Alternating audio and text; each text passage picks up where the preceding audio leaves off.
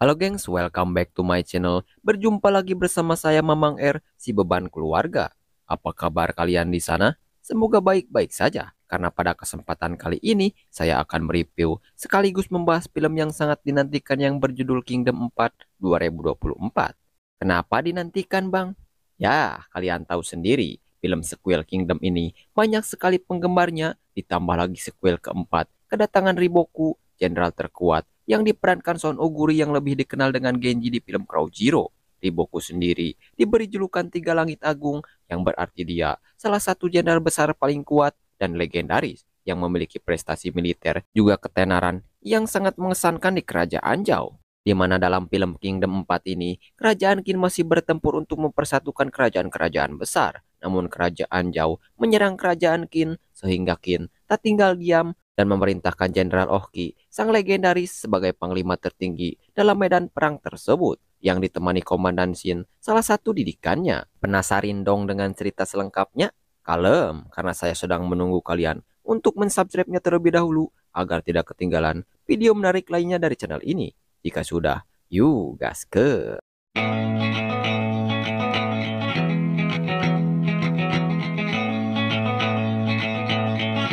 修行の成果を見せる時ですよ。 Kisah diawali dengan diperlihatkannya para petinggi kerajaan Qin berkumpul, di mana di saat itu prajurit mengabarkan bahwa kerajaan Zhao sudah masuk ke wilayah mereka yang menandakan sebuah tantangan peperangan. Oleh karena itulah, Kaisar Eisei tidak tinggal diam dengan segera memanggil kepala militer Soheikun untuk menanyakan rencananya. Dan rencananya tersebut, Soheikun meminta Kaisar Eisei untuk menempatkan Jenderal Ohki sebagai panglima tertinggi di medan perang tersebut. Keinginan Soheikun pun sempat ditentang oleh Jenderal Mobu, namun sang kaisar telah menetapkannya yang mau tidak mau harus mematuhi perintahnya. Di keesokan harinya peperangan pun terjadi. Pasukan Hishin yang dipimpin Jenderal Ohki mampu memukul mundur pasukan Zhao dari wilayah Qin. Sementara di sisi lain, tepatnya di atas bukit, ahli strategi Karyoten dan Moten melihat keunggulan tersebut, namun mereka keheranan dengan pasukan Zhao yang tidak dipimpin oleh para jenderal besar seperti Jenderal Langit Agung. Di saat mereka keheranan dengan semua itu, datang seorang pria dan wanita yang juga menyaksikan peperangan tersebut dengan menyembunyikan identitas mereka. Di malam harinya pasukan yang dikomandani Shin dan Kyokai kedatangan seorang pria misterius yang menyebut dirinya Bushin alias Dewa Perang, yang dimana Bushin adalah suku asasin sama halnya dengan Kyokai, namun tingkatnya lebih tinggi dari suku Shinyu. Ketika pria tersebut membabi buta pasukan Shin, Shin dan Kyokai bersama prajurit yang ada tidak tinggal diam terus-menerus melawannya, meskipun mereka semua tidak mampu mengalahkan orang tersebut. Dan pada akhirnya, Shin terkena jurus pria misterius itu yang membuatnya tak sadarkan diri. Sehingga Kyokai juga mengeluarkan teknik yang telah diajarkannya yang mampu membuat dirinya lebih ringan, cepat, dan kuat.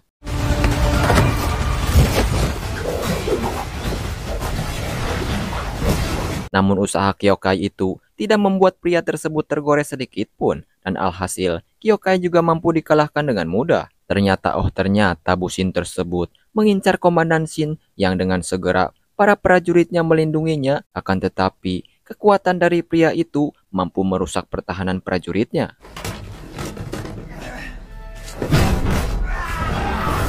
Ketika Shin akan dibunuh, pasukan Qin yang lain datang dan terungkaplah sosok misterius itu, di mana pria tersebut adalah Hoken, salah satu jenderal Langit Agung, jenderal terkuat di kerajaan Zhao, yang ternyata dia tidak sendirian datang ke sana. Hoken juga membawa pasukan dan komandan terhebatnya. Lalu film pun baru dimulai.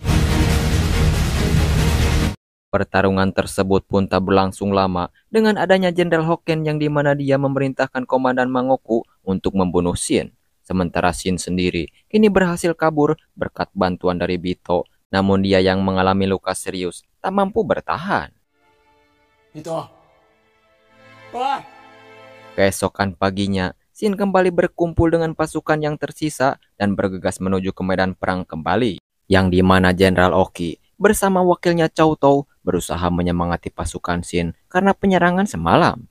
Sementara di sisi lain, Jenderal Mobu beserta pasukannya sedang berperang dengan pasukan Zhao, yang dimana Jenderal Mobu berambisi menghabisi Hoken pun masuk lebih dalam ke wilayah musuh. Namun orang yang dikejarnya saat itu hanyalah umpan semata hingga pada akhirnya Mobu terjebak di sana. Menyadari pasukan penting di jajaran utama sedang dalam bahaya, Jenderal Oki kemudian memerintahkan seluruh pasukannya bergerak menuju pertarungan. Dan disinilah Jenderal Oki mulai menunjukkan pengalamannya, karena dia sudah mempunyai rencana untuk mengatasi strategi musuhnya yang menegaskan kalau dia mampu memprediksi jalannya peperangan dan mengambil langkah antisipasi dengan membuat kondisi terdesak menjadi peluang.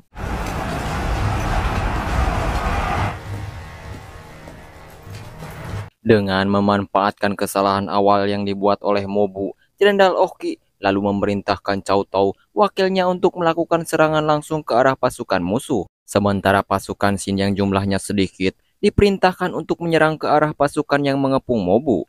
Sehingga strategi yang dibuat oleh Komandan Choso menjadi berantakan dan memberi celah bagi Jenderal Oki untuk masuk ke medan perang dan melakukan penyerangan.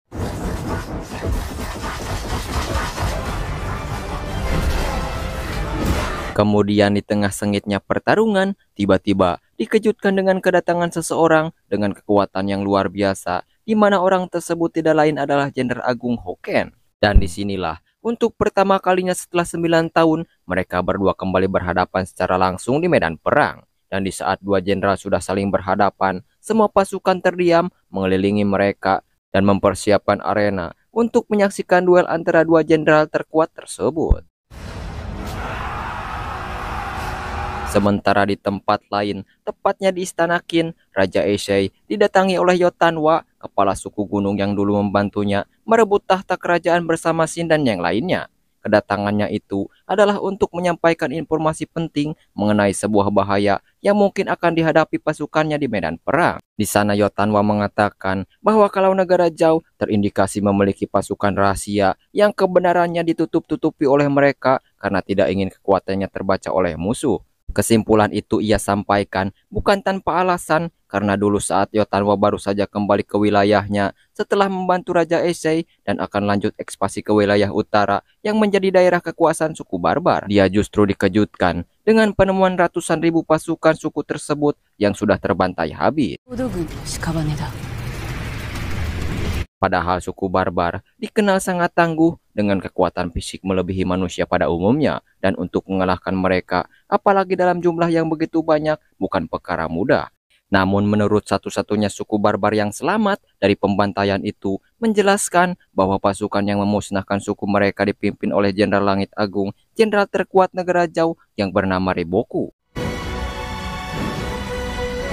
Kembali ke pertempuran yang dimana Jenderal Oki dan Jenderal Hoken diperlihatkan mulai bertarung satu lawan satu. Secara segi kekuatan, Jenderal Oki sedikit lebih unggul dari lawannya, ditambah lagi amarah yang menjadi motivasinya untuk bertarung. Bahkan Hoken sang dewa perang pun dibuat terkesan.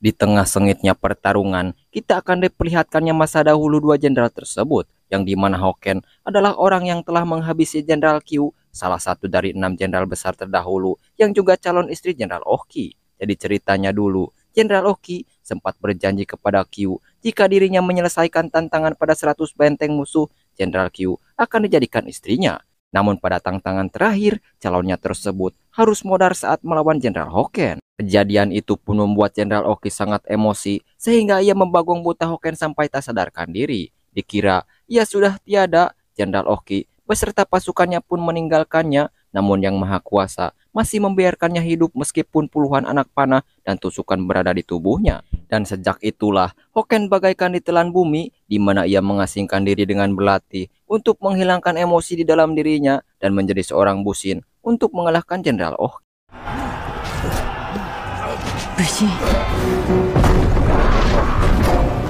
Namun meskipun bertahun-tahun berlatih, Hoken ternyata tetap tidak lebih kuat dari Jenderal Oki yang merupakan seorang monster dengan kekuatan luar biasa, di mana dia setelah mendapat serangan bertubi-tubi, dia akhirnya terpojok dan hanya tinggal selangkah sebelum Jenderal Oki menghabisinya. Sementara di tempat lain, tepatnya di atas bukit Moten dan Karyoten, dikejutkan dengan kedatangan pasukan Zhao ke sana. Yang lebih terkejutnya lagi, pasukan tersebut ternyata datang ke sana hanya untuk menjemput Riboku, sang Jenderal Langit Agung dan komandannya, yang dimana terungkaplah sosok pria tersebut.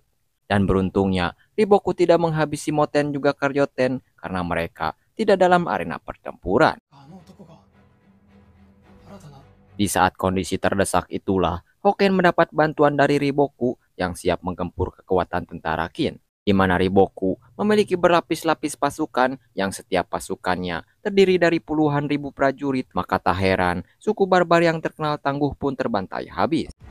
違うわきたちます Dengan bertambahnya kekuatan di kubu pasukan Zhao secara signifikan, pertempuran pun menjadi tidak berjalan seimbang karena kekuatan mereka kini lebih unggul 20 dibanding 1 dari pasukan negara Qin. Sehingga Jenderal Oki yang tidak mau bertindak ceroboh kemudian memerintahkan seluruh pasukannya untuk membuat formasi bertahan sambil mencari jalan evakuasi agar mereka bisa mundur dari pertempuran.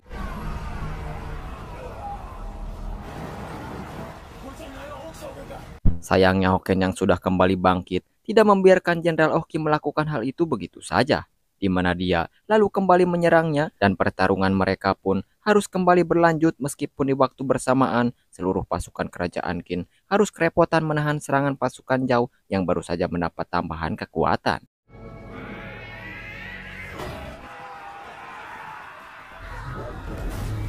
Di tengah kekeosan yang terjadi, Jenderal Oki menyadari kalau mereka semua sudah mati langkah karena perbedaan jumlah kekuatan yang terlalu besar sempat memberi semangat terakhir pada seluruh pasukan yang tersisa untuk menumbangkan satu orang, minimal 10 orang, sembari mencari celah untuk mundur. Dan pada akhirnya, Jenderal Oki dibuat sangat amat kerepotan karena di satu sisi dia harus melawan Hoken yang kekuatan bertarungnya hampir setara dengannya. Di sisi lain, dia juga harus segera memikirkan cara untuk membawa pasukannya mundur dari pertempuran. Meskipun keadaan tidak menguntungkan, dia tetap mampu menyerang Hoken dengan membabi buta dan sekali lagi berhasil melancarkan serangan telak hingga membuat Hoken tidak berdaya. Namun begitu Jenderal Oki berniat melakukan serangan terakhirnya, Jenderal Agung Riboku menambahkan pasukan divisi kedua yang dipimpin Komandan Choso yang memang tujuan peperangan ini hanya untuk menumbangkan Jenderal Oki. Di saat itu juga, tiba-tiba dari kejauhan, komandan lain dari divisi kedua langsung melesatkan anak panah yang tepat mengenai rusuknya, di mana Hoken juga melakukan serangan yang sama dan inilah yang terjadi. Jin yang melihat hal itu pun langsung bergegas menghabisi komandan yang memanahnya dan mencoba menghentikan pertarungan itu, di mana Wakil Tou beserta seluruh pasukan yang tersisa juga berusaha membuka jalan untuk Jin dan Jenderal Oki keluar dari medan peperangan. Meskipun luka yang sangat fatal sekalipun, dengan kecil kemungkinan diselamatkan, Jenderal Oki masih meminta kepada Jin untuk menengadahkan kepalanya dan tidak menyia-nyiakan pemandangan yang ia lihat sekarang, di mana dia melihat orang-orang hebat sedang membukakan jalan untuknya, dan hal itu membuat seorang jenderal bisa melihat dengan jelas gambaran besar pertempuran yang mereka hadapi.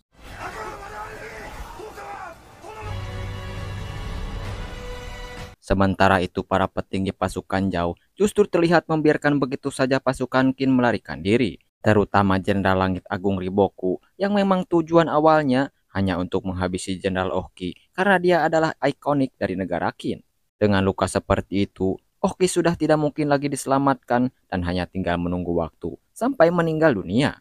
Tidak peduli di dalam atau di luar medan peperangan. Lagi pula dengan sosoknya yang sudah sangat melegenda, akan lebih merepotkan jika Jenderal Oki harus gugur dalam medan pertempuran. Karena bisa jadi hal itu justru akan memicu pasukannya semakin mengamuk dan akan cukup merepotkan bagi pasukan negara Zhao.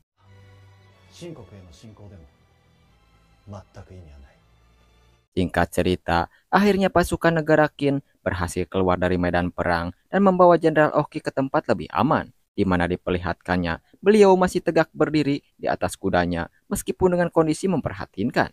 Sadar kalau dirinya tidak akan bertahan lagi, Jenderal Oki kemudian memberikan wejangan terakhir kepada pasukannya dan mewariskan kudanya khusus untuk Jin, orang yang selama ini dianggap anak didikannya. Jenderal Oki juga meminta maaf tidak lagi bisa memenuhi janjinya untuk melatih Jin dan mewariskan senjatanya kepadanya.